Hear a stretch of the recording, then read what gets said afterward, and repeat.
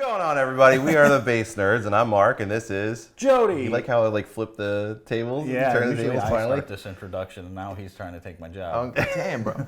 He's taking. I'm just taking everybody's I'm time. Jody, and we are here with. Introduce yourself. What's up, everyone? It's Mike Bendy Woo! coming at you from Brooklyn, New York. Pew, pew, pew, pew, pew, pew, Yeah, pew. and Fodera shop. First thing, shout out. Thanks Fodera for letting us invade their space. And, Yes. Mark and I have been fans and dealers and sellers of Fodera bases for many, many years. Oh, yeah. And it was nice to. This is my first time at the shop. I think Mark's been here before. Mhm. Yeah, it's super tight. When you hear your family, it's like the Olive Garden. That's New York, baby. Hey. It's all about the gabagool.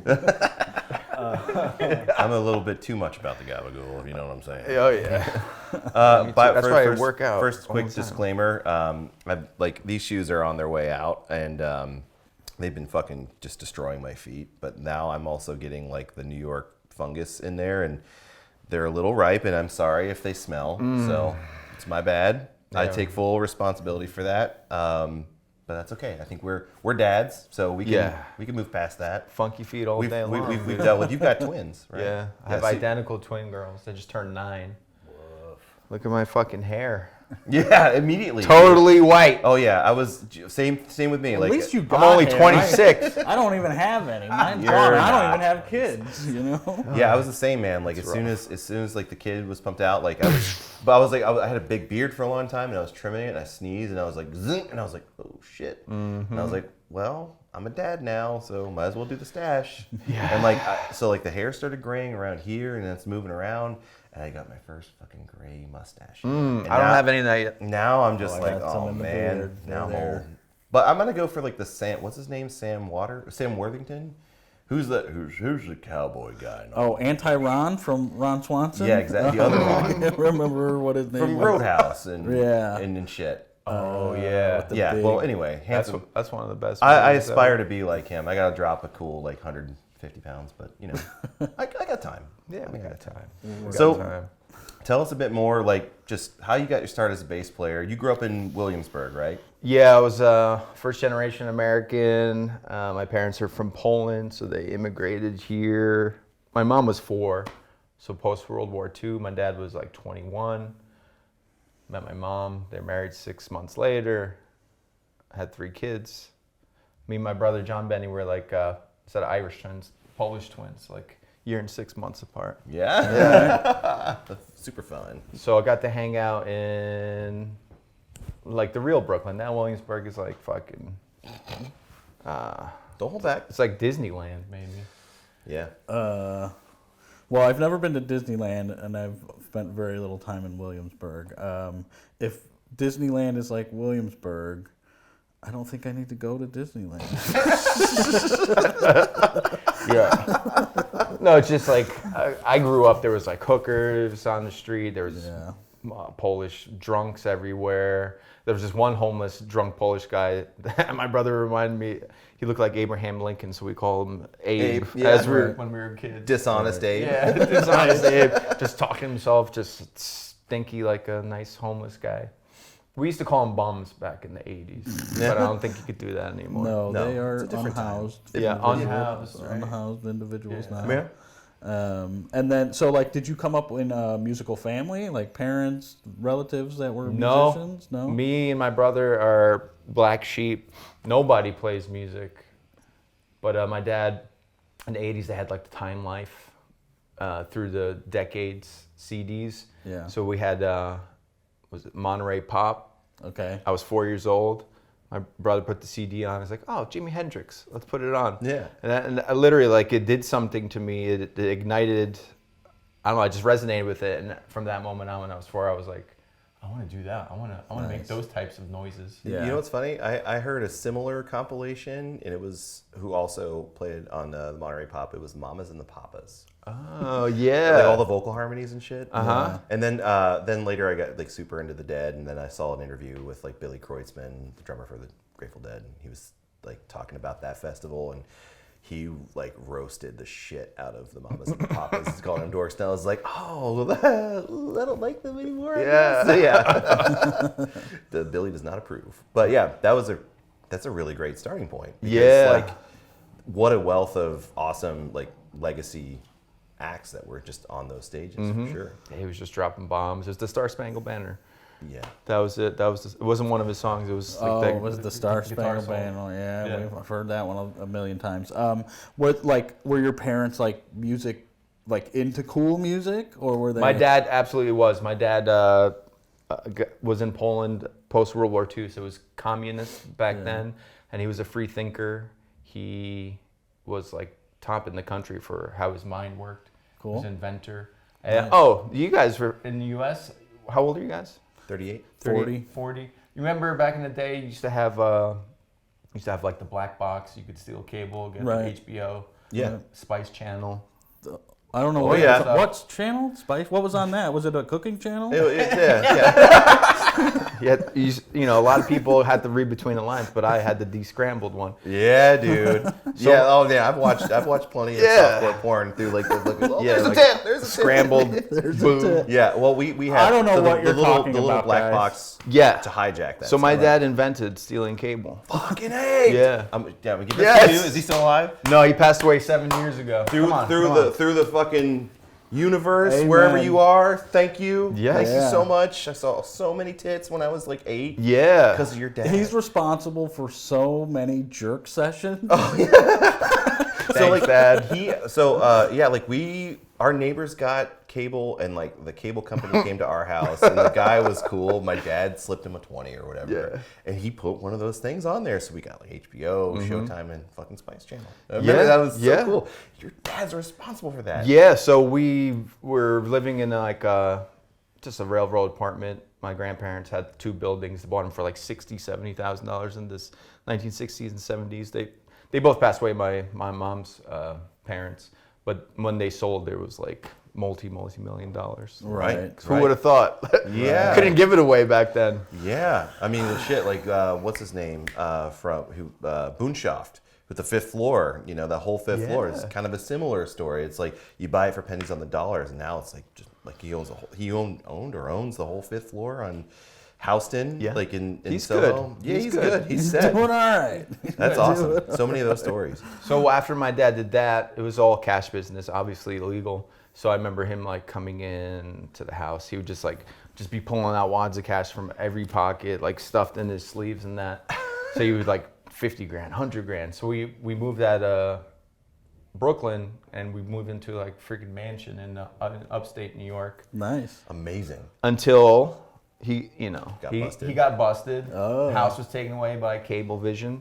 Wow. And then that started his demise into alcoholism and dragged himself to death. What a lovely story. That with a beautiful happy ending. Yeah. That fucking sucks, man. Tortured, greed, tortured, too smart for his own goods, but a sensitive artist. So I guess we get it from him that thinking outside the box and literally. Yeah. I mean, you can see it in your playing, that's for sure.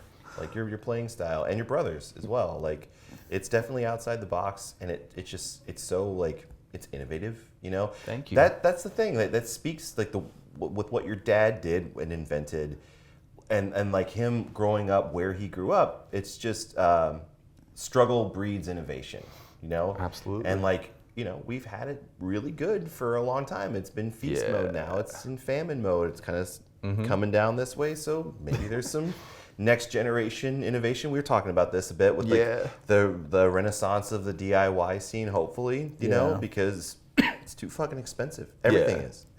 Yeah, everybody's DIYing now. Every comedian, every band, everybody's like, well, I can spend thousands of dollars at a recording studio recording an album, or I could do it on your iPad nowadays. Just buy a couple good preamps, a couple microphones, and now, I mean, you're certainly probably not going to get as good a quality, but it's like, if you're, I would encourage anyone who's starting out as a musician and wanting to make a career at it, like start investing in some recording gear. And you're not going to be great at the beginning, but now with YouTube, you can like, what's the best way to dial in this compressor or whatever it is? And get some cool stuff. And if you're a bass player, on top of like, recording yourself, but also like following guys like you on Instagram, seeing what you're, because when I was a teenager, YouTube wasn't a thing, and then I would like find base day DVDs and VHS, and that's where I got my kind of thing. And then once I hit my 20s is when YouTube started becoming a thing, and then I started seeing guys like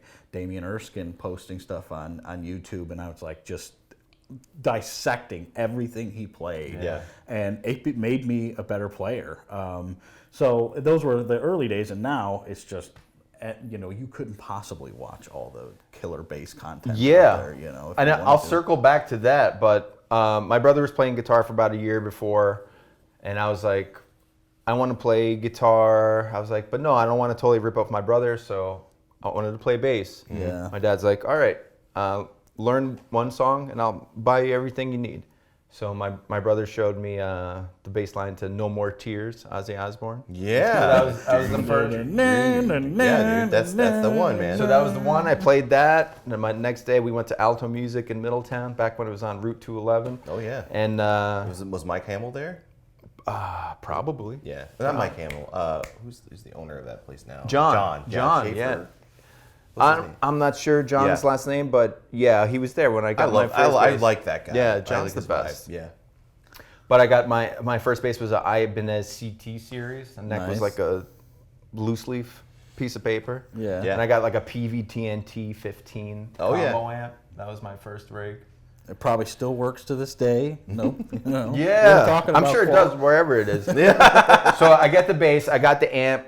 I'm playing for a few months, and then I was like, Dad, I think it's time I could get some lessons. He's like, lessons? You got to be out of your fucking mind. I ain't paying for shit. Yeah, If you really want to do this, you got to do it on your own. Figure it out. Figure it out. I was pissed at him for years and years, but looking back, it's like, Self-reliance. oh, I had to literally figure it out. I had to really want it. Yeah. It's like that scene in Indiana Jones Last Crusade where like Indiana's bitching at his dad, and he goes, "I taught you self-reliance." Yeah. Well, that's straight up. Yeah, he did. And it was wonderful. And then after playing for a few years and learning. So how old are you when you first start? I was 10 years old. 10, okay. Yeah, 10 years old. And then you get your PV, you got your Ibanez. Yeah. Your brother's playing guitar. Yeah. You start a band with him, right? Well, yeah, we've always been playing bands together, but it was first like bass heroes was still is Duff McKagan, Cliff Burton, and then one of my friends, Brian, his older brother Rich, gave me a bass lesson on the house, and he's like, "Oh, you got to check this shit out." He put on Frizzle Fry, so that was my introduction to Les Claypool. Yeah. So Les Claypool, Flea, then in 7th grade, a great bass player from Warwick as well. He's on the West Coast now. He does like movie scoring. Ben Wright introduced me and my brother to Jaco Pastorius. There it is. And that was it. That was it. Yeah, that's the end. I mean, that's a very similar trajectory for a lot of us. For me, it was an episode of Reverb on HBO where they did like the concerts and stuff, and my older brother was playing guitar at the time, and Primus came on. My name is Mud, and I was like, what the fuck is this? I want to play bass, and I want to play bass like that guy. I was like fucking Carl Thompson. I want to scroll bass. Yeah, exactly. And we have all scroll bass. I remember, what was it? The Frog Brigade? What was Fearless Flying Frog Brigade. Yeah, I think there was 2 albums. Trey Anastasio. And I think it was that's Stuart Oysterhead. Copeland, right? Yeah. That's Oysterhead. Oh, that's what I said. Yeah. Okay. Oh, with Trey, right? Oh, that's Oysterhead, bro. I remember getting those CDs when they first came out, and was and then I had a buddy who was heavy into Primus, and he would always like try to find the like black market live show shit. Yeah, like, the bootleg "Here, shit. check this out, check the Buckethead's coming out in this one. And Could you imagine being in like Northern California in like the mid to late 80s when like there has to have been like a warehouse show of like Chili Peppers, Fishbone, and early Primus. Could you imagine just being in the room for that shit? That would be fun. There's unreal. There's one that's been making the rounds recently of like Rage Against the Machine's first show in a record store. No, it was a college campus. Oh There's that yeah. one. And then there's another one with like No Doubt, and they're playing with Sublime. Like Gwen Stefani steps on. They're like playing in the quad. Yeah. Of the They were doing like the whatever. two-tone, like the two-tone ska shit. Yeah. Those are some magical moments, man. So you, your brother, you're playing bass. Yeah. You find Jocko. Yeah. This is like you say 7th grade, right? Yeah, 7th grade, so I was 13. The heavens opened up. Yeah. And then what's like the next step after you find Jocko? You're just like spend Still- 10,000 hours. Still into Jocko. Right. 100%. But yeah, at first I heard him, I was like, yeah, I could do that. Then once I tried to start learning it, I was like, no, you can't. Yeah. This guy really is a genius. Right. Yeah. But then that was like the year like the Bill Makowski book came out. So then, I was reading the Holy Bible, King James Version. Yeah. And then it turned into The Tragic and Extraordinary Life of Jaco Pastorius. I wore that motherfucker out. Oh yeah. That So book. you were in high school at that point. Yeah, Yeah. I'm in high school. So I put so many hours in.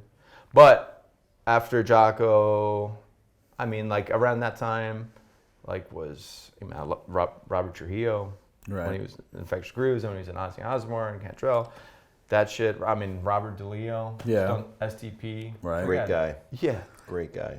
Yeah, I reached out to him a few times on Instagram, just ignored me. No. What's up, Rob? Yeah. What Put what it the out there fuck, in the world, bro? guys. What the fuck? I met you. We're telling. We know where the bodies are buried. Yeah. Yeah. Oh, yeah. The first CD I ever bought was Appetite for Destruction in 1987. I was 5 years old. Sick. Thanks, Duff McKagan. Yeah, man. Yeah. He's I still met doing him it. too. He was a super nice guy. I imagine that dude is also an Adonis. But yeah, like he, you just get the impression he's just as cool as he looks and comes across. Yeah. So that's good, man. Got to meet Slash too. He's also another one. I like. I have people close to me who are like friendly with him, and they say the same thing. He's a nice guy. Yeah. Because Robert Trujillo took me to go see like Gojira years ago. So sick. And love that I was band. talking to John Pastorius IV. I was like, dude, I have a feeling when I go out to California, I'm going to meet Slash. So we get there. I was still like into my heavy partying days, hammered. We sit down, and I look to my left. It's fucking Slash. So I get up, trying to talk to him. Security guards were like, no. They're about to like tackle me. Rob's like, no, he's cool. He's cool. Yeah. So I got to rap with fucking Slash. For Rap. like, oh, interesting. You're a for hip hop like- guy now. yeah, That's cool. We just got We're to entering shoot the hip hop shit. phase of Mike Bendy. For like 10 minutes, and it was great.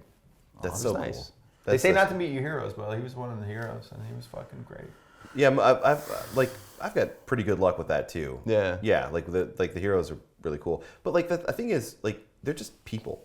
That's what you realize. They want to They're just be like people. I've experienced like the mega stars like that. Like the majority, from what I understand, like just want to be treated like regular people. Yeah, It's like the middle tier, like the C and D list celebrities who like are kind of tough to crack sometimes. Irking Yeah. to make their way to the B and A levels. Yeah. Don't look him in the eye. Yeah. Don't look the talent in the eye, bro. Yeah. I mean, like we had really, like there's some artists who have reputations of being really like hard to work with, and our friend Chuck Webb told us an amazing story about Aretha Franklin. And like what a beautiful person she was. Yeah. Like it's just Yeah, that's what, at that time, and I think I said it to Mark, after we recorded that Chuck Webb episode, I was like, this is my favorite episode of the podcast so far. If you don't know who Chuck Webb is, he does a lot of like theater stuff, tours with Hamilton. he's big the session person. guy. He's like the person, the first call. Right, he's first calling all these like pit in Chicago. orchestras, Yeah. and Oh, so you could pay bills playing oh music. yeah, I don't know what he's doing financially. I'm sure he's doing I'm sure great. he's doing fine. But Yeah. he also was in a time where like there was a lot of broadcasting, there was a lot of like jingle commercials like coming out of Yeah. Chicago specifically. So there was just like constant income, and like he was telling us stories about like how you just would go in, there'd be like a 40-piece orchestra, and he'd like sit and like you just had to fucking nail it. First take, Right. everybody, like sight reading, everything. Yeah, have your shit together. And like that, like what a way to just like be thrown into the fire like that. I could not perform under that. I've never been in that position, but I don't think I could perform like that. Yeah, too much anxiety for me. Yeah. Yeah. Just warming up. Yeah. So high school, you read the Jocko book. You're like I'm learning all that you're stuff. learning all that stuff. Doing what you can. And back when Like Bass Player Magazine was cool. This is the second time I've heard that phrase. In like 2 You remember days, that in in the less than, 90s? in less than 24 hours. Oh I yeah. think that Daniel Tobias said Well, it. a lot of that influence is from Chris Gisi. You know, That's what I'm saying. Ed Grassmeyer, Chris Gisi. Gisi's a fucking hero. is the best. And John DeOria, like towards the tail end of that, before New Bass sold it and everything. John's the shit. Yeah. Right. Bass Magazine's awesome. It's like really good stuff, and I hope to see a nice trajectory Yeah. with them in the future. So that's where like I found out about Victor Wooten. But the first Fodera I ever saw was Anthony Jackson with the single Yeah. cut. So Anthony Jackson, Victor Wooten, Matthew Garrison when Harder Things came out with Yeah. McLaughlin. So I was really fortunate to grow up in a time where not only was Jocko, he was there and he was gone, but then there was these new guys like pushing the envelope. In your area, Yeah. The like biscuit away. the music scene in Brooklyn and surrounding boroughs of New York. So when you're like, at what point do you start like grinding, gigging New York? Well, in high school, we had a band called Sun Don't Lie. Fucking great songs, great songwriting. So that was like a 5-piece, and we were getting some traction. Like I was playing in alto music, playing some bass, and like Omar Hakim was there.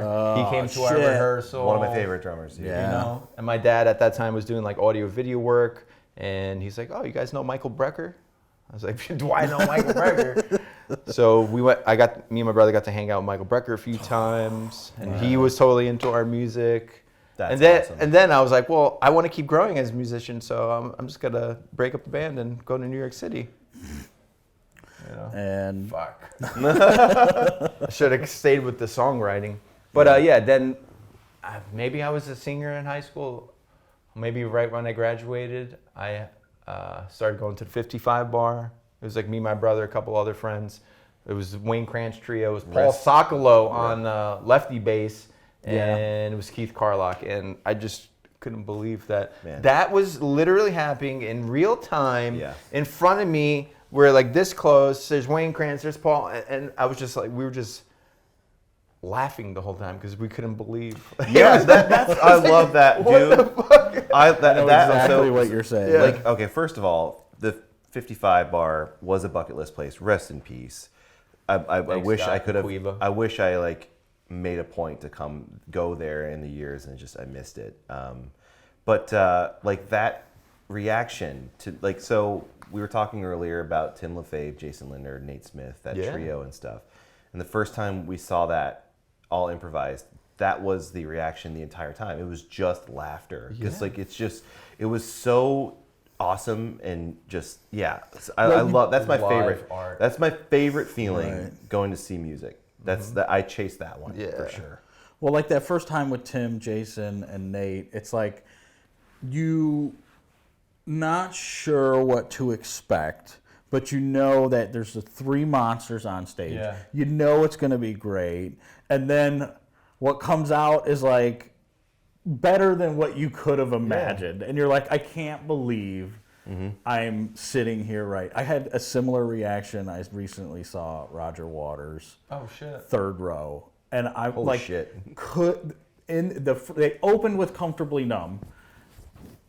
Just Like, coming the whole time. Fucking, I mean, I've said it maybe once or twice before. I'm not a crier. I don't cry. But there are a few moments in my musical life, and that was one of them where I'm just like, and I was sober, like not tripping or whatever. And I was just like, I could not believe I was sitting there. And I had a similar vibe, at Reggie's when Jason, Tim, and Nate played that first show where it's just like, what the fuck is happening right now? You feel like history is happening right in this moment. I'm a big crier at shows, big time. Yeah. Like the first breakthrough is tripping shrooms and watching the Chicago Symphony playing like Gustav Holst, the Sweets. Yeah. Sitting on the lawn with my friend, just like, it's so beautiful. Yeah. You big crier? Yeah, I mean, like the first out-of-body experience was the Jimi Hendrix when I was 4. But the second time, my buddy Mike Purcell was like, "Oh, you got to check this record out." It was Keith Jarrett, the Colne concert, the improvised stuff. Yeah. I was sitting there in my room, my eyes closed, and then like my body. Yeah. I left my body, and it was one of those moments. That's yeah. so- that's yeah, so special. I'm a big crier. Yeah. I mean, obviously sensitive. I wouldn't be able to do this. Two twin daughters, twin daughters will make you a crier, I bet. Yeah, and it's like, and music is a double-edged sword to have that type of talent because you have to be super sensitive, but also you need to have tough skin. Mm-hmm. Right. So it sucks. Yeah, the world's not made for tender hearts. Yeah, a We lot need of now times more I than wish ever. I never had it, and I wish I never found it. Oh no, man! Don't Fuck say you, that. Jimi Hendrix. Yeah, it's your fault. Why did Glad you you're have to dead. play guitar? So you're grinding New York. You're seeing all this stuff, and this puts you what in your like probably mid-20s, Yeah, right? early mid-20s. Mid-20s. Oh, dude, I was getting into 55 before I was even legal. I never paid for one drink there. Because you Ever. knew somebody, In or decades. you Well, just yeah, taking everybody? They just took me in. Yeah. Well, and then Scott, who was the owner, his mom started it, Cuiva, and she see me there. I would go every other Tuesday to see David Binney. Yeah. Once in a while see Mike Stern, but every Thursday to see Wayne Krantz and whoever he was playing with. And then she's like, "Oh, do you play music? Why don't you do a gig here?" So she Nice. gave me, Your first kind of solid she's like, thing. what's her name from the Comedy Store? Mitzi. Mitzi. So Yeah. she was the Mitzi. Pauly Shore's mom, Yes, right? yeah. Right. So Crazy. she blessed me, and I got in there. The first gig I did was just me and Julius Pastorius duo Shotgun Face. Yeah. And that was. Fucking awesome. I Yeah. played maybe 100 times there. A decade after that. So what's going on there now at 55? Like, what's the new space? I have no idea. Yeah. Probably where is it, by the way? It's on 55 Christopher Street. So Okay. it's like Christopher and like, was it 7th Avenue or 6th Avenue? Right there in West Village. West Village. Yeah. Okay, that makes sense. Yeah. And so, it closed. I mean, obviously the pandemic just kind of messed with everything. And they closed. Was it last year? Final show? 2 years ago, probably. Were you there for that? Yeah, I was I there know for you a did one couple of of the the last shows. Yeah. Yeah, that's when we still had the Hipster Assassin, so it was me and Felix Pastor. And Kenny Grahowski. Kenny Grahowski, I love him. Imperial Yeah. Triumphant, Holy God. Oh, yeah. And Steve Blanco. That is such an amazing band. Played with them once. It's just like to have like this like deep underbelly of New York sludge, and like also like they have this phrase like vile luxury and stuff, and then you have like this like you have that blackened metal with like this like John Cage like Bananas influence and stuff, dude. I don't know how they marry it. Kenny is also one of my favorite drummers. Yeah, he's me too. One of my favorites as well. He's I was in his metal band for a bit, a Resolution 15. Oh, no with shit. the violins. Yeah, Nice. that was fucking a lot of fun. Brilliant mind. Yeah, but Kenny wrote pretty much all that shit. So Yeah. not only can he play, he can write. He's Yeah. like a savant. Yeah. But actually, he can communicate. Yeah, he can definitely communicate. Yeah. That's awesome. A lot of people can't communicate. So were you there for the final performance? I don't remember. Oh, okay. Yeah, I It was can't. Emotional time. I can't like confirm or deny, but it was for the final. Maybe not the final performance, but it was within weeks. I would guess. Yeah. Yeah. Man. Yeah. Well, that's it. I mean, like, Yeah, there'll be no it's time other to move place on. like that ever. It was. Yeah. I mean, it was started by Jeff Andrews. He started the jam there and got Mike Stern there. But before that jam even started, that's like where like Jocko would hang out. Like this pictures of him and Jack Bruce hanging out. Yeah. Just ridiculous. And that was the best stage ever, even though it was a little corner. Yeah. Just the musical resonance and the mastery that came to there, you couldn't not play good. Right. Well, yeah, I'm sure it's just an energy, a vibe. Literally, a it was like a fucking- portal. Right, the whole thing, right? Yeah.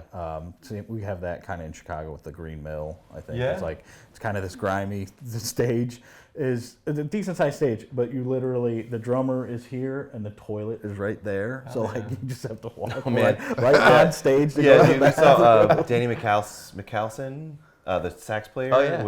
with Jason, Tim, and then Zach Danziger was on Beautiful. drums. It was awesome. And like, Zach he was just like, yeah, like the bathroom's right behind me, right behind the kid. And he's just like, every time somebody walks in, it's just so awkward. Why do they do this to us? And like every time, like while they're playing, like.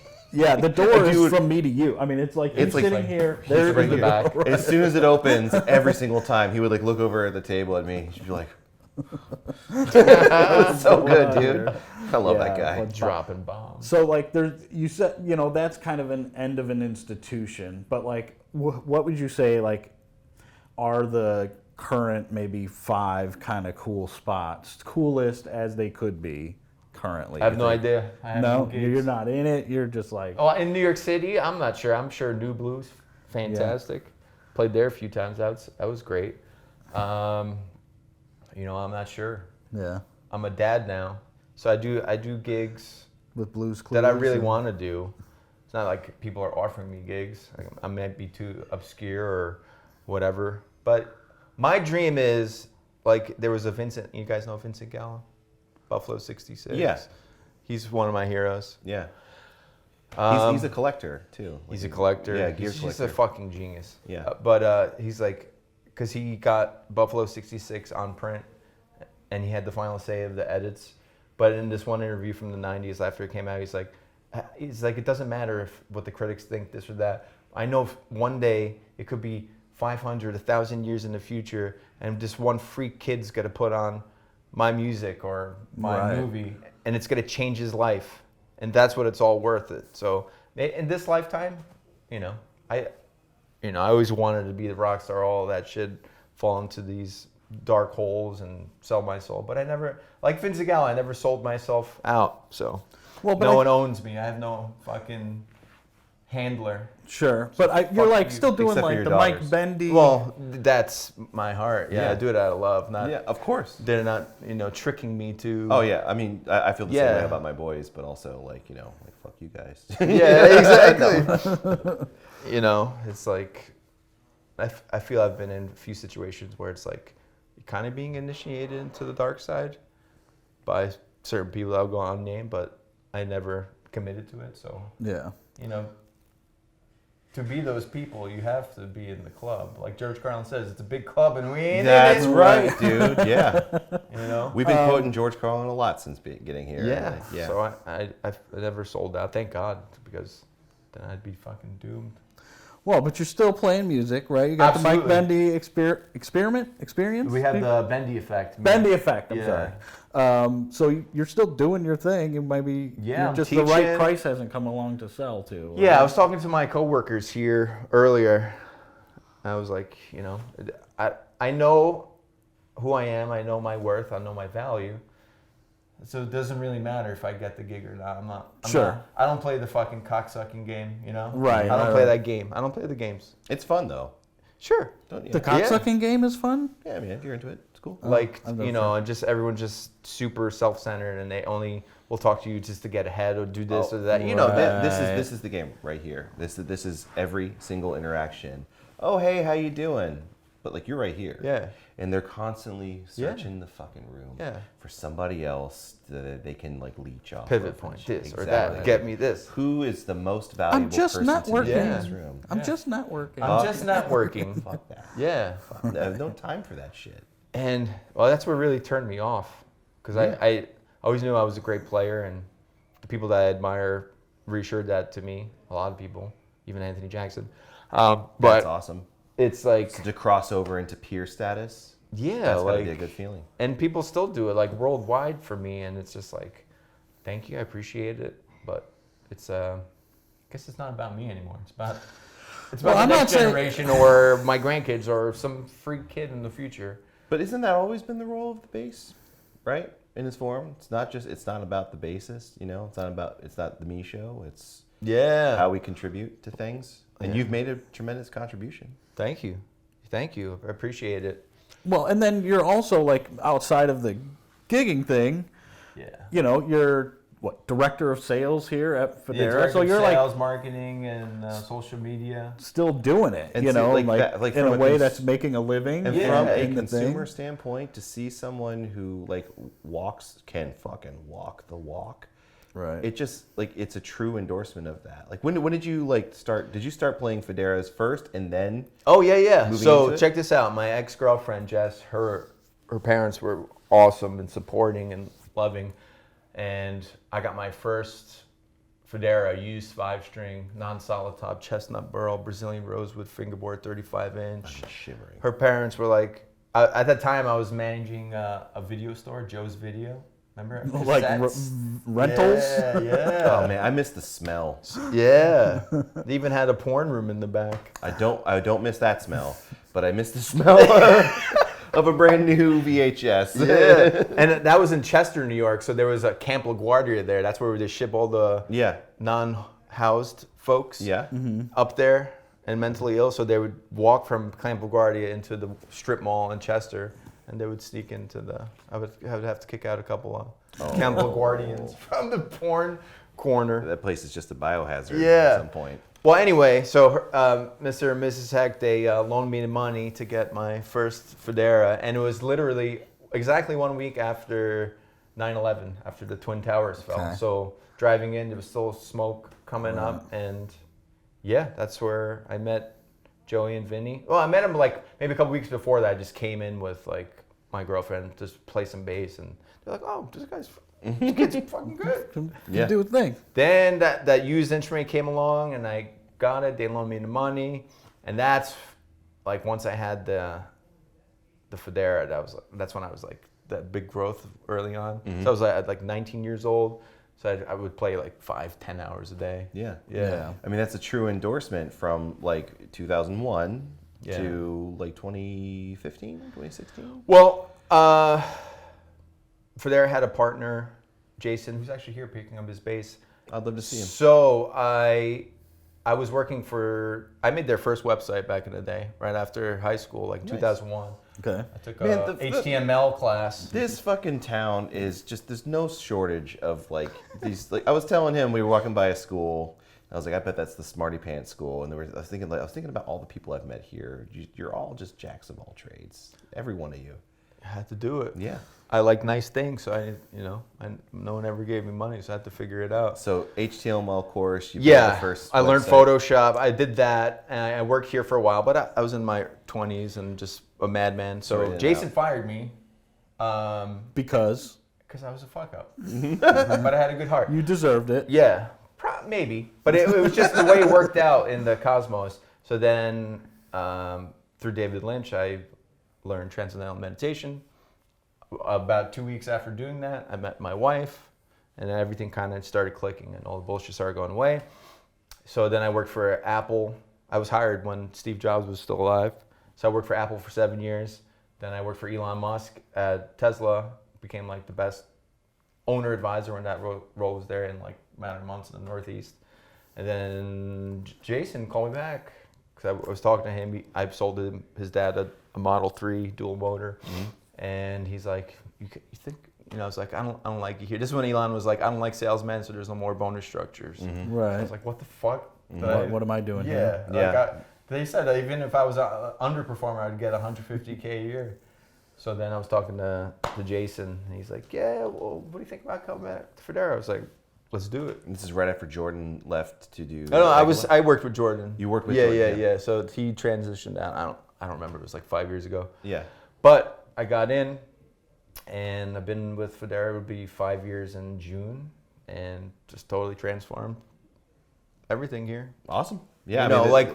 Obviously it's not just me; it's the whole team. Right, but to have that eye of like uniquely qualified. Yeah, like you can play. You have the skill sets. Like you worked to develop the skill sets to like put the video and advertising stuff together. You're a naturally monster player. The camera loves you. Like all of these things are things that like are worthy of showcasing the shit. Yeah. Right here. Speaking of like this, to my knowledge, this was the first headless Fodera that I've seen. Oh yeah. Cool. How long has that been a thing? Well, Stuart Liebig, a customer since the '80s, an artist. He has like 14 Foderas. We're actually building him 2 baritone guitars, a fretted and a fretless. So that's a first. Sick. So I believe it was Stuart that we made the first headless for, and then we made the mini MG for Matthew Garrison. Right. Yeah. That's what I was thinking. Yeah. Okay. Then I'll retract what I said because I remember those now. Well, yeah, mini MG. Yeah. So that was inspired this, but I wanted to make it my own, and you have a name for it? Yeah, the mini MB presentation. So That's it's right. 31-inch scale. It's got the angled back mini peg head. Yeah. It's totally like 60s flavor, so it got alder body. has a roasted maple neck, Indian rosewood, Seymour Duncan, Fodera dual coils. Could you imagine seeing something like this in the fucking 60s though? No.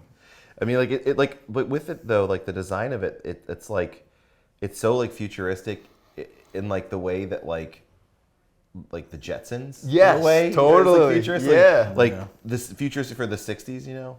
It's so cool. That's, Well, and the Yeah. I thought, love it. And they made it a signature model for me. I deserve a fucking signature model. well, They that, insisted, so I was like, okay.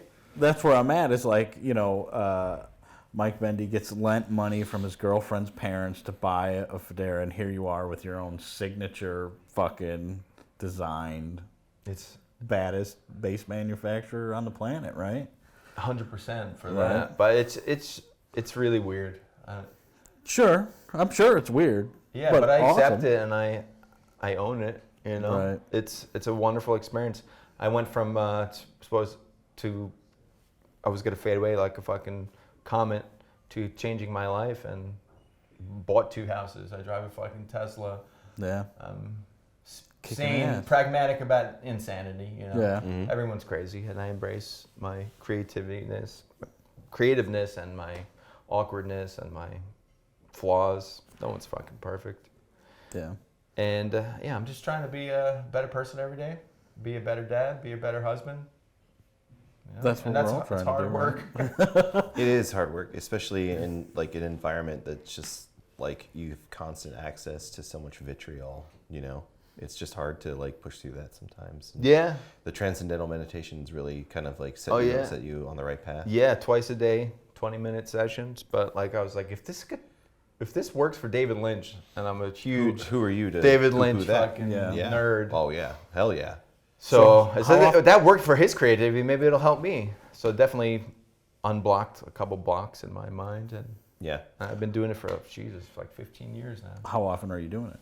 I don't do it twice a day meticulously like that, but I do it at least once a day minimum. But if I have time, I'll do it twice a day, and I just feel because it's like diving into a rough ocean on the surface. It's all chaotic and crazy, but as soon as you get even like a foot down, it's way calmer.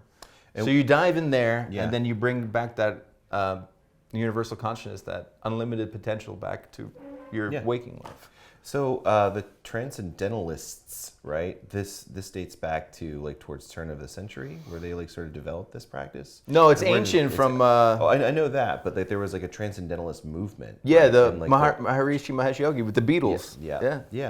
That's awesome. Yeah. Yeah. I guess I need to get that. I was like toying with. I was like thinking like, what's the next step to kind of unblock all this shit? Is it that? Is it yoga? Is it mushrooms? Is it ketamine Yeah. treatments? Like, what is it? Oh, so check it out. So after I got fired, I went on unemployment for a little bit, and it took a while for the paperwork to go through and get the check. Yeah. I got the check because back then it cost $1,500 to learn the technique.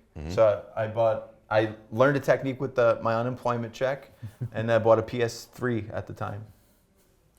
Or That's a PS2. form Yeah. of meditation in on its own. That's right. Right? What are you still a gamer? Yeah, well, I stopped for like a decade, but now, dude, I'm so into horror games. Me too. Chilla's Art. I haven't played that. It's a Brother duo Yeah. from Japan. Yeah. Okay. They make the greatest games in the fucking, They're fucking terrifying. world. Chilla's art.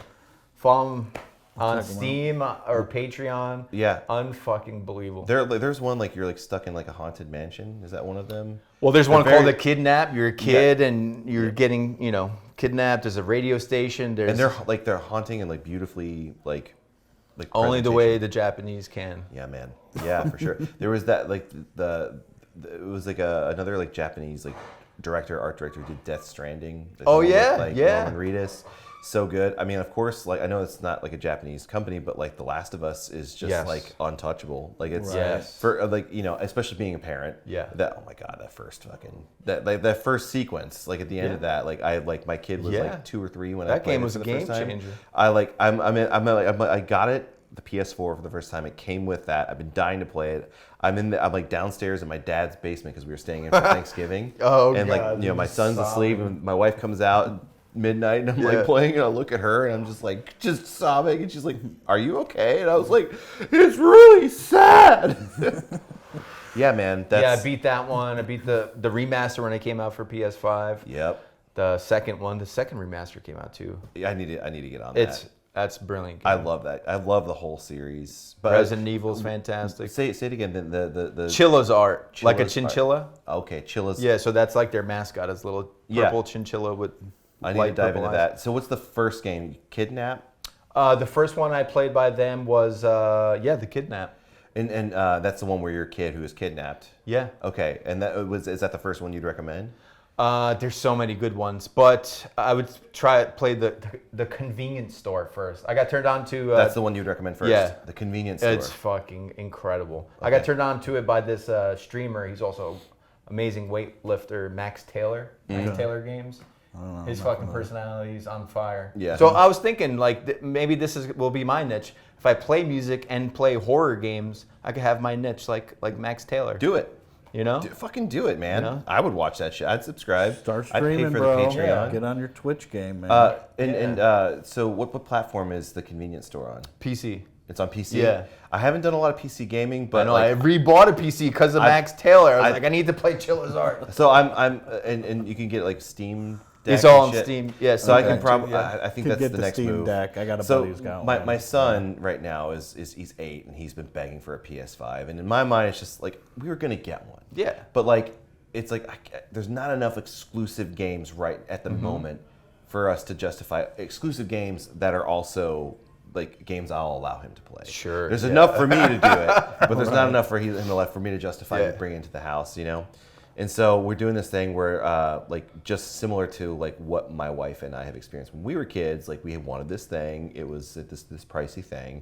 And my parents, her parents, like basically said like, you can get the thing at Christmas, but we need to do chores to work towards it, and you can pay for some of it. And like she did that with like an American Girl doll, and like it was like an American Girl release over at like in Colonial Williamsburg or whatever. And her mom was like, "I'll pay for the trip if you pay for the doll." And it was like the first like I'm putting my money towards this, dude. My floors are fucking spotless. Right That's what we now. just started doing with the girls. Like, Yeah. they do little chores around the house, like folding laundry, because Yeah. there's a lot with 2 girls. Yeah. And Constant. putting dishes away, getting yeah. their snacks ready for school, so we get them like $1 for this, Yeah. $1 for that. There's a really now great they app have for jars that. full of money. Well, so there's if you want to do the analog, that's cool. But I think it's Greenlight. It's like a banking company where they have an app where you can assign chores, assign a specific dollar amount, and every time you can like have your kid's account, and every time like they do that, you click it, check it, confirm, and then the money goes right into their little account. Oh, okay. So it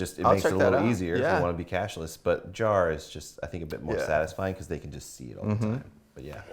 I That's grew not up a in plug, a by different the way. We time. are not It was, sponsored. you better clean that shit or I'm gonna whoop your ass. Oh yeah, oh yeah, me too, dude. When we moved from Brooklyn to where we lived in Orange County in Sugarloaf, I was 8 years old. Well, not only was I soldering those PC boards at like 7, 8 years old. Your old man Like, had the yeah, Here we go. Here we line go going. again. Service. Here we go again. Service. Another New Yorker also doing really cool Yeah. shit when they were super young. But when we moved there, we had fucking almost 5 acres, and I was mowing that shit and weed whacking.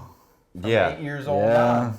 Yeah. Oh, I know. That flashback. And like, can you imagine like being an 8-year-old and it's like, what the fuck, Dad? We have a fucking mansion. Like, why the fuck am I doing this? Bro, when I was, early ahead, teenager, my dad opened a very small mom and pop music store in the south suburbs of Chicago. All right. And there was this the road, 2 lanes each way. Then we had this gravel driveway, like parking lot. But there was this island of land that was probably like 8 feet wide by like what seemed like 1,000 feet long, but probably 80 feet long or something like that.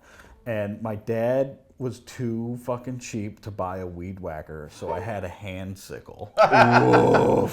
And There's some life lessons. it just like swinging that fucking Oh, yeah. thing. Hate Right? I swings. mean, thankfully I only had to do it maybe twice or 3 times a year because we would just let it grow like whatever, 3-4 feet.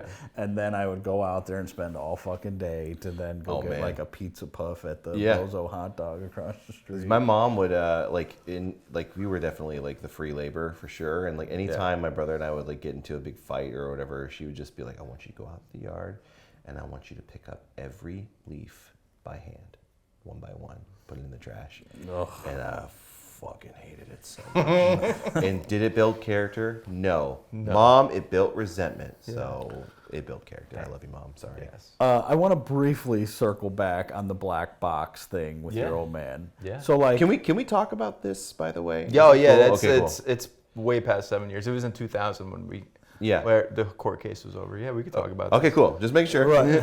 So I mean, I don't know if you understand or know like his like he just saw Scramble TV and was like, I can figure this out.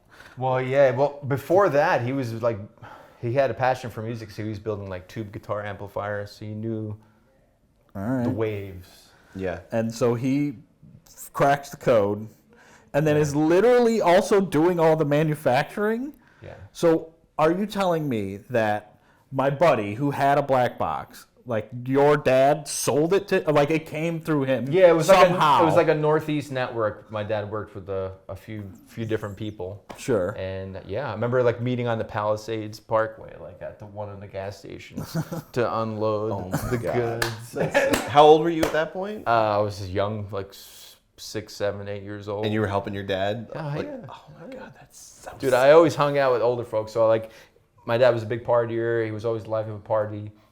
He would, hang for like 2-3 days with his friends. This is just alcohol. It's Polish. It's not cocaine. But I would try to hang with them. I'd be like sleeping on my dad's lap, but just still listening, Right. Hey, A24 or Vincent Gallo or Neon, like there's a fucking movie here for this. Right. The I black all- box is a movie, we've all bro. benefited from That's a that. movie for Yeah, sure. I Like, mean, Vincent Gallo is great. Like all these people shit on him that he's just rude, this and that. I think number one, he's a genius. But I like converse with him on Instagram.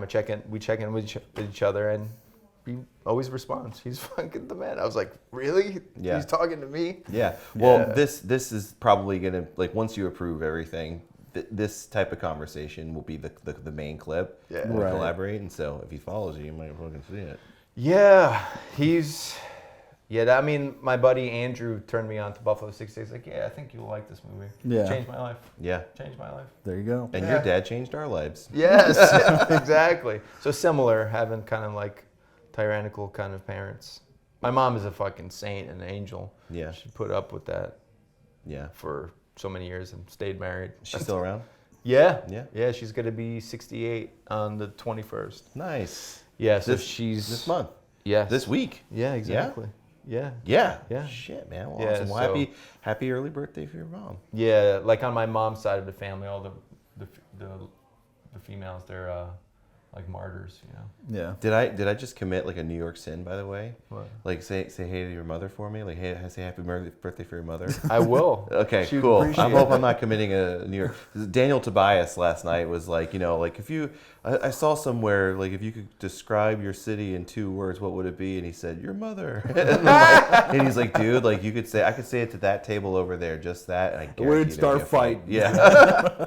Like, all right, So I I gotta gotta go go back. okay, we'll be Let's careful go. with that. I'm the smallest guy in the room, next to Mark and fucking Daniel. Giant ass 6'4". Daniel Tobias. Like Jesus. Well, I think like I'd like to briefly at least touch on a little bit about your role here at Fodera. Sure. Kind of. So like I at the top you do the videos, right? You're doing sales. Sales. Yes. So you're doing. That one went off, by the way. Oh, did it? Yeah. Yeah, real Let me. quick. No, it's still going. Then this one over here. Yeah, I Is it heard this that one? Something went beat. Yeah, we might be running low on space, maybe. I don't know. I redid everything. I don't know why it would have freaked out. But that one's still going. All our audio's still good. So We're gonna We're cut good. all this shit out. No, that's fine. Did it turn off? yeah, it did. Yeah, so ask me about these roles, and then like you do some like normal questions that you ask Yeah. about like Yeah, players. We'll or get our equipment. little like speed round in, and Yeah. Yep. that'll be a little clip or do. So your role here at Fodera, video sales. So are you doing like sales to stores or direct to consumer? What's Both worldwide. So I'm dealing when I wake Mr. up. Worldwide. Yeah, I'm Donnie dealing with Benet. Japan or Europe. got your clocks on the wall and Yeah, Let- it's all on my iPad. it's all on your iPad? Yeah, and in my office at home, I have my laptop screen and then 3 other screens. So Yeah. I'm one of those guys. Badass. Yeah, so I'm protecting customer journey. I am giving everyone, well, number one, the sound and the feel they're looking for, and I'm not a hard sell. I'm not gonna be like, Yeah. oh, you need these block inlays or this custom this and that. You don't What do need you it. want? I really am gonna align with you. Yeah. Hear you out, and give you my best version of it, and then obviously have amazing resources here. Yeah, I mean, and your name is out there, and you're so public. Like, this is the thing, like, that works to advantages of like guys like us who are like visible. Like, you're very visible, and like it is not in your interest to steer someone in the wrong direction for the sake of the sale. No. You know, and I think that consumers take a lot of comfort in that because you're putting your own name out there, and you're putting your it's a risk. You know, for something to go wrong and people to be like, he fucked me over. So like, there's authenticity there that's kind of baked in because you have to. Yeah, and I can't tell you like how many times like someone writes in or they want a custom quote and I respond to them. They're like, "Oh my God, is this really Mike Bendy?" I'm like, "Yeah, dude." Oh, bro, It's a good feeling. when I was My doing job, the bass man. club videos back in the day, I was at bass club. I'd open the shop. The owner Mark would usually arrive at 4 or 5 o'clock at night. So anything by the time open to the time he got there, I'm answering the phones, and you know, I'm doing YouTube videos, and they're getting tens, hundreds of thousands of views. Amazing. Everybody knows my voice, right? So they're like, "Is this Jody?" Oh, dude. Oh, so like, what do you think the best Fodera is? You know, and I'm like, the most expensive one we got for sale right now. What do you want from me? You know, so then I would get in these vicious holes of like, I'm just sitting on the phone with someone who wants to chat, which is cool. Don't get me wrong, but I also got to like shoot videos and box shit up and Oh sell. yeah, and there's even- definitely not enough hours in a day. 'Cause Right. We're a small family business. Right. I mean, I wish I had a team, but Right. Yeah. I'm like a one-man band, Would be nice. juggling on a unicycle, I hear that, man. baking cupcakes. Doing whatever. I'll do making it all. Make everyone happy, right? But at the end of the day, you're gonna get the best fucking bass that you're gonna Right. ever have. Right. So then, like, what are there any like big or plans for like say the next 6 months, year and a half for Fodera? Like, what's on the horizon, or is it just kind of like I mean, I have cruise plans. control? Can we implement them? It's hard because it's a small Production company. schedule. Yeah. Production schedule. I'm just trying to keep my head above water and always the customers, our dealers, our artists, just want them all to, have the same unified experience, Right. top notch all around. Right. So it's tough. Oh, I totally agreed. And understandable. What's like current lead time if somebody wants a custom? 17 months on a standard series and approximately 19 months on the custom. All right. And then what do you require for like deposit? Sure, standards are 1,000 Okay. and customs are 2,000. Master belts, which is with the crazy ones with all the Right. inlays, they can go up to like the A highest lot. one I ever sold was 50,000. Yeah. And that's like a $10,000 deposit. Right. Can we talk about like this public perception of like why things are so expensive and like just kind of nip that in the bud? Because whenever you're talking about premium builders like yourself and like your peers in Sure. that ilk, like there's this sort of gripe like it's too expensive. I fucking hate it so much when like you'll see a beautiful picture of Fodera, Lembic, MTD, whatever it is, and some dude is just Yeah. griping. He's like, it's too expensive. And Oh, it's it like, happens every single day, all day based long. on what information, man? Yeah. What do you know? So can you touch on that and kind of explain it the best you can? That went off again. That went off again. If you want to, we Yeah, can cut this I part can- out too. Well, here we're just gonna go to one main shot then. Yeah. That one's freaking out.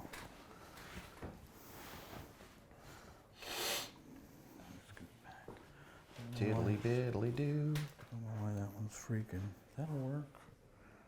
That'll work. Well, now it's back. It just turned back on. I'll turn it on. Just It could be that battery, like power supply or whatever. Could be Little that. power surges or something. It's a little wonky. You're looking for the record, yeah. Yeah, your record button's in a different spot than mine. Cool. So yeah, touching on because like Mark was saying, when we've all seen it, like I would never spend more than $1,200 on a bass or whatever, and obviously I think Fodera gets mentioned probably most often like, oh yeah, that's a beautiful base, but how could you justify $8,000, $10,000, whatever it is? And by the way, the people on this couch, we get it. We know why. Yeah, yeah. we get it. Right. But like we like, you know, just if you want, just from your own words, from your like own experience. I like, mean, what does number that look one, like? you're getting a deal because in 100 years, it's going to be like $1 million, like a Stradivarius. Yeah. Right. There you go. You Like know? that answer. Yeah. Or you should have bought it in the early 2000s or whenever. It's never going to get less expensive. Well, number one, we're in New York City. Yeah. We're in Brooklyn, New York, in Artistry City. If you knew what our rent was, it's Oh yeah. Right. it's just ridiculous. Yeah. And then salaries of everyone, the cost of the materials. Which has all gone up Oh yeah, a everybody. lot, at Since, least you know, recently. Industry-wide. the Supply pandemic chain is issues. just like ridiculous. Yeah. You know, where do you find? You know, you can't go to Home Depot and get Buckeye Burl. No, You know, no. like you We're gotta gonna find quilted mahogany. You right, can't. pink ivory, Yeah, Brazilian rosewood fingerboards. holly tops. Yeah. You know, like So you- the response is the response to the person who's like, it's too expensive. Like, cool. You, with all of this information in mind, with all these suppliers in mind, I want you to build something of equal quality, No. like in all those circumstances, and do it to scale. Yeah. And just see where you end up. And it's a common misconception. Like people think like And pay Joey yourself. and Vinny are like multi-millionaires. No, they're, Dude, they're Vinny just, was they're just getting driving, a salary. When, you know when I mean? met Vinny in 2017 or 18 or stuff, like he like drove me to L&E Spumoni Gardens Yeah. in like this like 1990 late 90s like Toyota Sienna, like the van of a carpenter. Yeah, like I right. made a crack. I was like, this is the van that Jesus would drive. Like it was like rusted as shit. And like that's the reality of it, Yeah. man. Because like they're just there's people trying to make an honest living and everything, and this shit's fucking expensive. It you really know? is. And I mean, it's getting better. I mean, for everyone Yeah. since I've joined the team. Yeah. So we could actually like have some growth. And yeah, when I first started, the build time was 6 months. Now it's the Right. most we had was 22 months. So Yeah. it's like I've outpaced what we can produce. So that's the next bottleneck: how to help efficiencies so that we right. can give customers what they want quicker. Quicker, right. That's the same boat here with Sandberg, and I mean like a lot of manufacturers I'm talking about who are like doing the work. You Yeah. know? Like the demand is what is creating those lead times. Don't worry about that's that guy. But the demand is what's creating those lead times a lot, and for good reason, or for very good reason. Yeah. Yeah, and there's nothing like a Fodera. Once you play one and you experience it, then you'll know. Yeah. A lot of people, I mean, I get trolls. I don't even fucking post anymore on my Instagram. I post stuff about my family. It's just that there's so many haters. No one, but I'm sure a lot of these folks have never done the work. They Oh, yeah. couldn't Right. even like fucking Dude. play one note. The way So I could. we were just Right. talking about this. I also on the Get side a life. on the side I help out Bergantino. Your mother. So we posted a video of a cab that came out, and I'm doing the video for it. And this guy was like, $2,200 for this, it's too expensive. Jim can pound sand. And so I was playing a Sandberg bass in the videos, and like Holly was just Sandberg like, bases are great. yeah, but Holly was just like, she was just like, like, should I respond? I was like, I'll take care of it. I'll do it for my personal account. I replied, I was like, oh, I sure was enjoying pounding that Sandberg in this, kind of keep it lighthearted. Sure, and just, like- yeah. And the dude immediately was just like, yeah, it also looks like you like to pound hamburgers there. Like, ease up, Piggly Wiggly. yeah. And I was just like, oh, okay. Well, I kept it cool. I kept Yeah. it chill. And here's why. I don't react to the those person, fucking trolls. the person who makes that comment, that is where they get their jollies. And if that's where they get their jollies, their life's not. That's not exactly. If that's where they get their jollies, and they're complaining about the cost of things that they can't afford, that's not exactly winning. Do you know what I mean? And like I get it. So like it's all good. It's all Yeah, I good. have like a sixth sense with that. I could tell Yeah. just by Well, all a that few transcendental words meditation, yeah. that if someone's talking to me or sending me an email or people, hurt message, people. it's like, no. Well, I Hurt started. people hurt people. But I had to set proper expectations, and if it's I'm not gonna waste my fucking time because I don't have any time. Right. Who the Just fuck don't, are you? don't, right. don't, like, don't talk about the kids, and don't talk about like the family. Yeah, that's a Like, big that's one. a whole different. There's a ballgame line otherwise. there. Yeah. I've mentioned it before on the podcast, but like when I was in the early days doing the bass club videos and I do Fodera demos or whatever it was, I would get, why are you doing this way, or you should whatever, or just people shitting on how I played or how it sounded or what I was wearing. He's gone full hipster because I was wearing a beanie once, whatever. How dare you? But then, Don't read the comments. in the early days, like in the first part of that, anything that was like egregious, I would just delete the comment, right? Yeah. And then I discovered, after I had built up a little bit of a fan base, is that other people would come to my defense. So like, they would say something, they'd be like, well, where the fuck is your video? What the fuck are you doing? Who are you to say shit about anything? Like, this one follower, maybe right, 0. Right,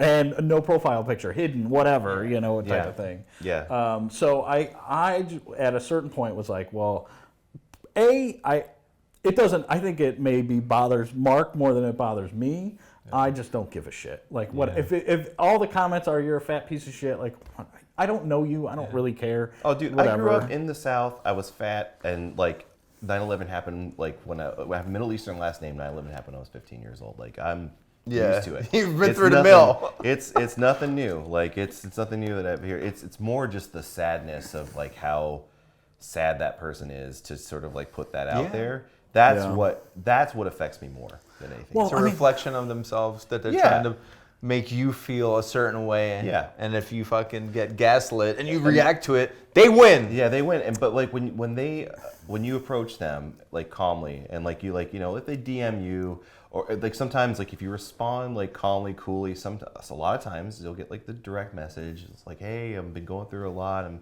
sorry I lashed out. I deleted the comment. Like this happened a ton. And like, I'm going through this phase and everything, and I appreciate you understanding and being cool about it. I'm so sorry and stuff like that. And it's like that's the win. Yes. That's where everybody wins. Let's grow. Yeah, let's grow together. I think it's time for lightning round because this guy's got to go get his fucking kids. Yeah, you got 2 of them. You got to go get right. So you understand the concept of the lightning round. You I clear your head. I just shoot it out. Jody's got a list of questions he's going to ask you. All right, he's already getting ready and he's already meditating right now. Yeah. This is the process. Is this your posture when you meditate? Yeah, you're sitting up, neck straight. That's awesome. He's ready. I'm ready. He's super I ready. to get a little better angle on this one because I'm going to end up probably clipping it. Oh yeah, because we'll do that. Yeah, that'll be like one of the clips. Little clipper do. You doing okay? I'm doing great. Yeah. You need to do some meditation. You all right? No, we're not making fun of you. Like I'm as soon as we get back to the hotel, I'm looking. Yeah, check it out. tm.org. Yeah. Also, again, have to say this. I'm really, really sorry about my fucking feet. I don't smell nothing. I'm good. No, I don't. You did. You did a couple of these. You turned to Jody a few times. Like it's the smell. I'm better to look at. That's why. There it is, right there. Before we start the questions, let him do his little daddy rips. Yeah, I mean, you got a little shout out from Ryan on the one. I'm sure you saw. I think you liked. I saw that you liked it, and I felt good that you liked it. So that was cool. So. First thing that comes off the top of your head, whatever, there is no wrong answer, there's no right answer. We're going to have fun with this. All right. All right, here we go. Rapid fire questions. We're recording there, we're good. Active or passive instruments? Active. No, they're both good. That you're not the first person to say that. They're both great. All right, so if it's active, do you have a preferred pickup or preamp? Fodera custom preamp. I could have guessed. Set it and forget it. I said it once on my bass side. I haven't touched it, but I would say passive. Let the instrument speak for itself. Passive, all right? All right. Passive. Do you have a favorite fretboard wood? Rosewood. Like any specific rosewood?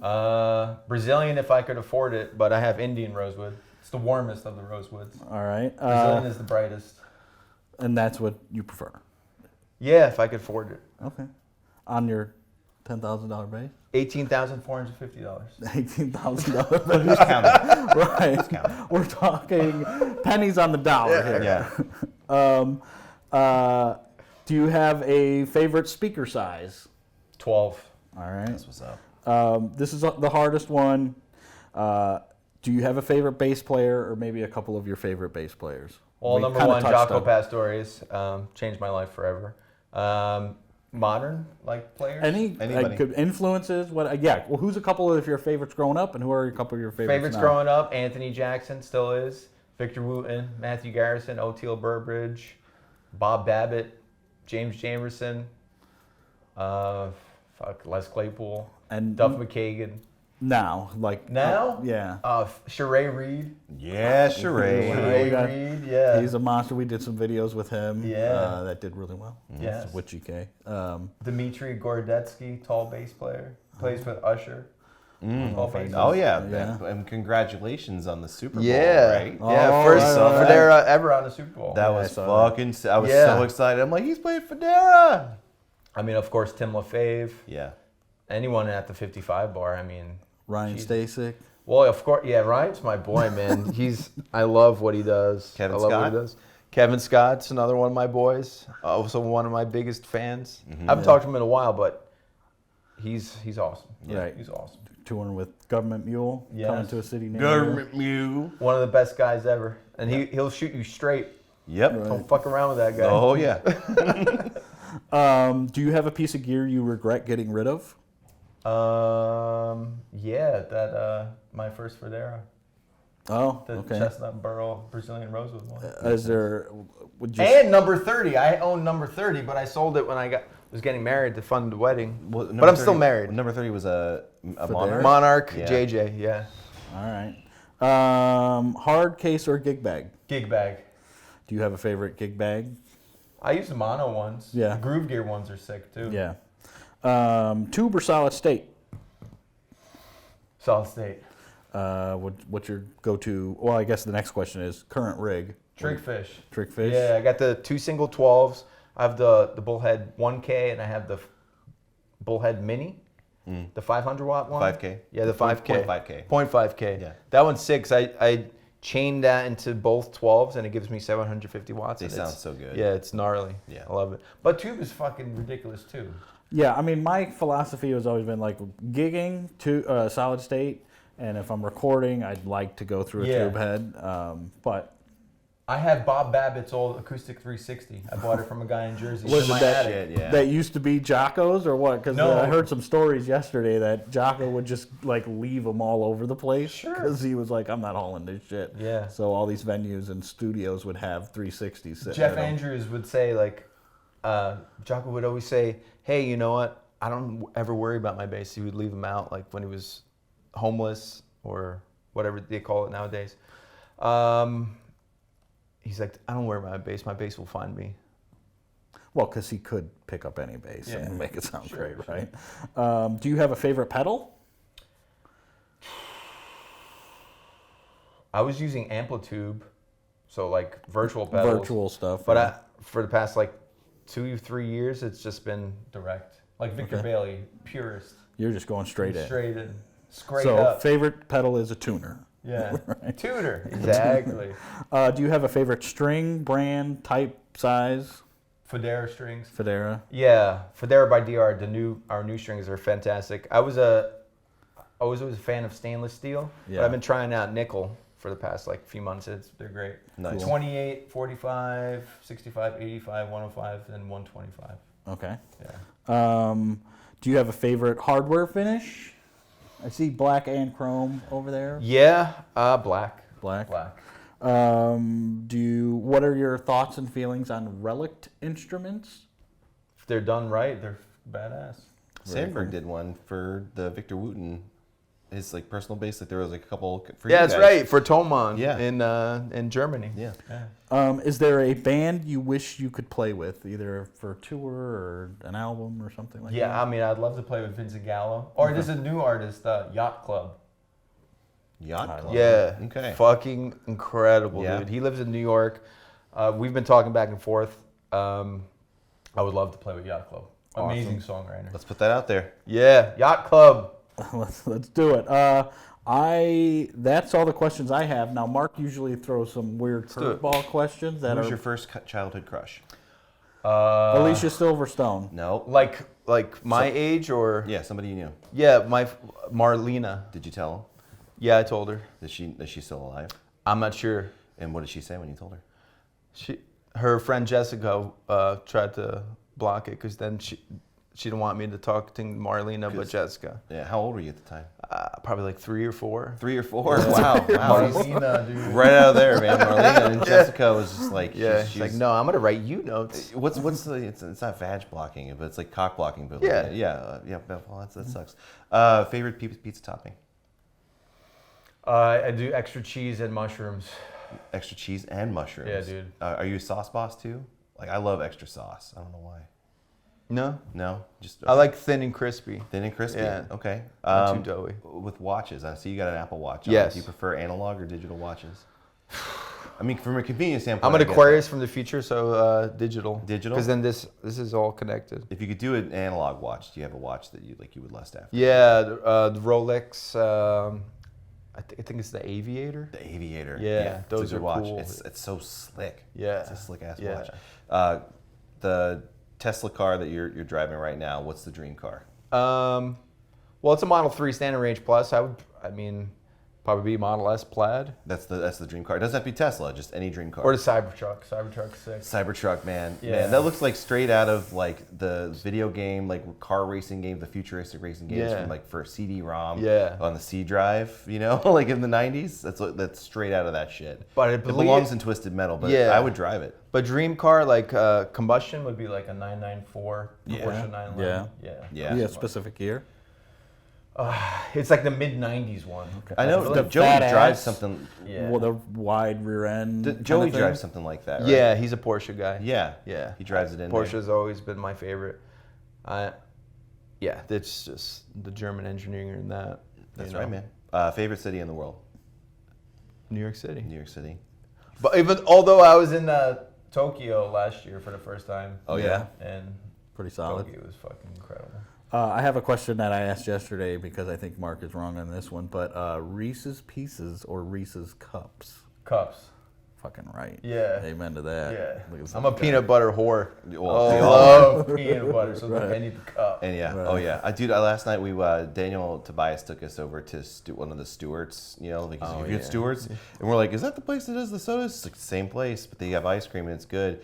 And a little stoned, and the lady was just like, I saw the Reese's Pieces. Jody pointed them out, and I was like, would you put those in my milkshake? And she's like, yeah, sure. And I was expecting them to be all blended in, and dude, they were at the bottom. Ooh. So I got this extra fat kid tasty treat at the very end, and they're all like frozen and milky, and it was so good, dude. It was so satisfying.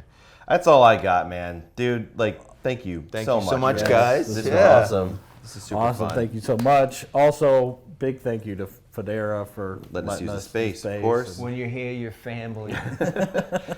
So Mike, obviously you're pretty visible, easy to find on Instagram and stuff like that. If people want to get in touch with you, what's the best way to get in touch with you? Yeah, Instagram, Mike Bendy or Fodera related. Okay. info@fodera.com. Yeah, we'll cut that out. Awesome. Thank you so much for watching. Thanks for listening, and thanks again for having us here and letting us, talk to you about random dumb shit. My pleasure. Appreciate it. Yeah, Yacht Club, Vincent Gallo. Please Do it. manifest. Boom.